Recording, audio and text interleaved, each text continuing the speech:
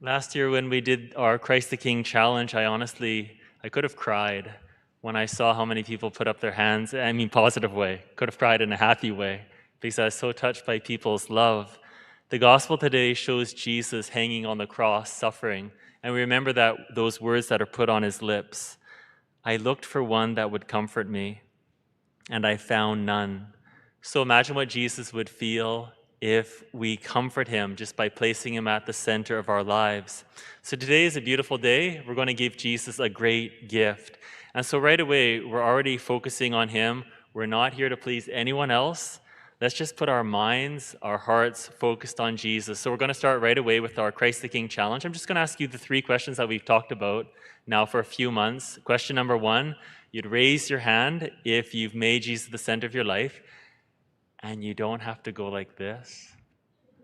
You can be confident, okay? So that's 1. And then second, if you're close to making Jesus the center of your life, or you'd like to make him the center, then put up your hand. And finally, number 3, if you've made him the center of your life in the past 12 months, raise your hand.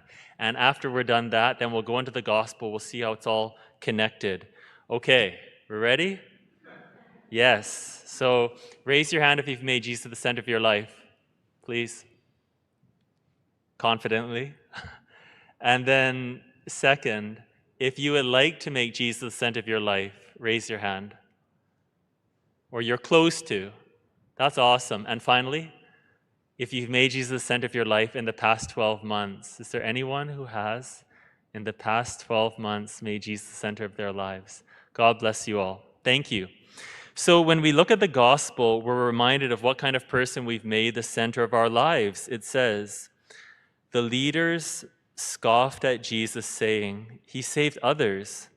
Let him save himself if he is the Christ of God, his chosen one. So Jesus doesn't save himself because he's here to save others. So God's chosen one is known precisely by what he does for other people, by his sacrifice. The soldiers also mocked Jesus, coming up and offering him sour wine and saying, if you are the king of the Jews, save yourself.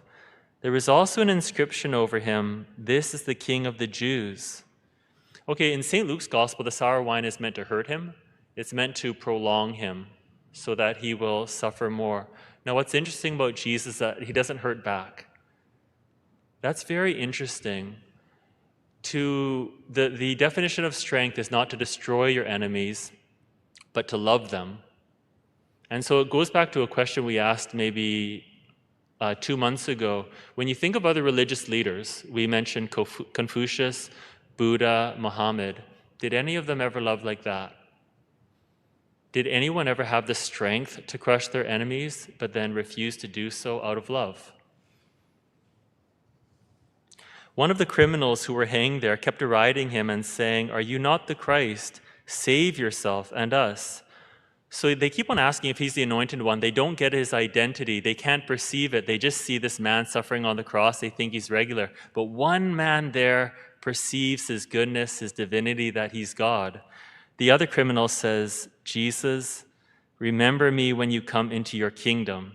So that's the third time there's this idea of kingship mentioned. Now, it's not intentional in all the other times, but this one guy recognized that Jesus is the king. So the first thing we want to do today, can we just praise Jesus just for being the best king? For no other reason. Just, he's so good. He serves his subjects. He's naked on his throne. He loves his enemies. And then look at his confidence.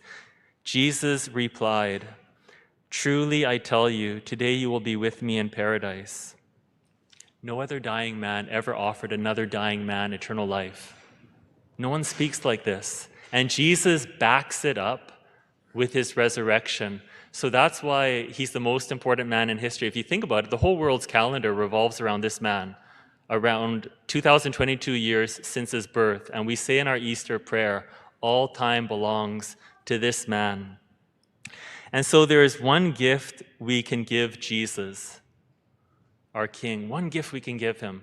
The criminal says, Jesus, remember me when you come into your kingdom. What gift did the criminal offer Jesus? What gift? His faith, his trust. This is the one thing Jesus wants. He wants our hearts. It's true that Jesus wants us to follow his commands, to serve him, to give him time, to spend time with him. But the thing he most wants is he wants our hearts.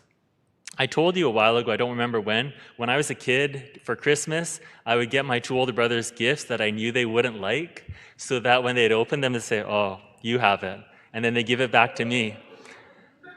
And so it brings up the question of, well, what kind of gifts do people want?